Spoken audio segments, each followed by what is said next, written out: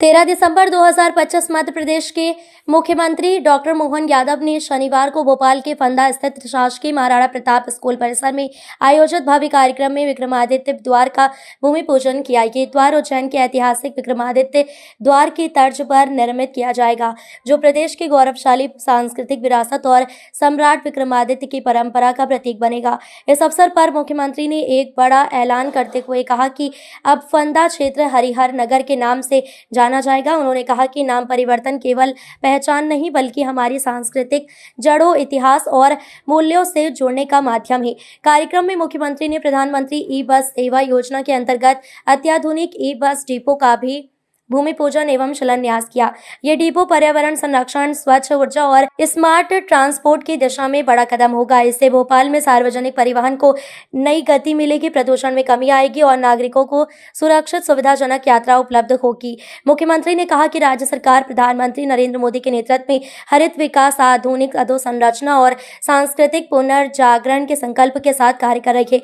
ई bus depot से युवाओं को रोजगार के नए अवसर भी प्राप्त होंगे। कार्यक्रम में कैबिनेट मंत्री चैतन्य कश्यप, हुजूर विधायक रामेश्वर शर्मा और दक्षिण पश्चिम विधायक भगवान दास सपनानी विशेष रूप से उपस्थित रहे। आज भोपाल में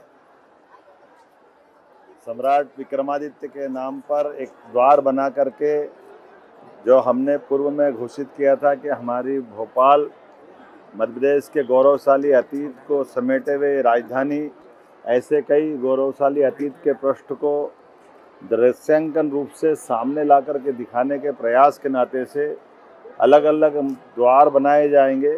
सुशासन के लिए विक्रमादित्य के नाम पर एक नया द्वार बनाने की आज यहाँ भूमि पूजन की कार्रवाई हुई है।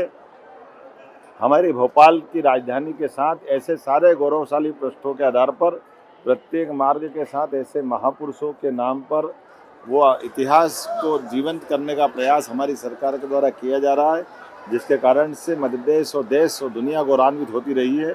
ऐसे सम्राट विक्रमादित्य के नाम पर ये सीहोर और भोपाल की बाउंड्री पर वर्तमान में फंदा, लेकिन बाद में फंदे का नाम बदलकर हरिहर गांव का नाम किया जाएगा। ऐसे स्थान पर आज ये भूमि पूजन की कार्रवाई पूरी हुई।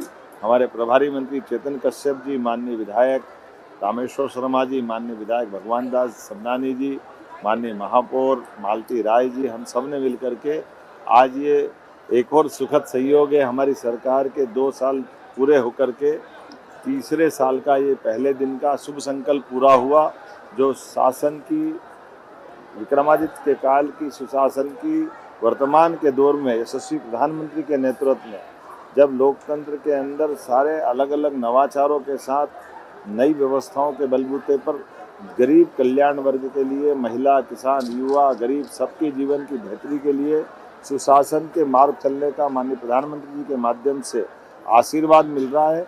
हम अपने गौरवशाली अतीत को भी विरासत से विकास की ओर के संकल्प के बलबूते पर आगे बढ़ने का निर्णय कर रहे हैं।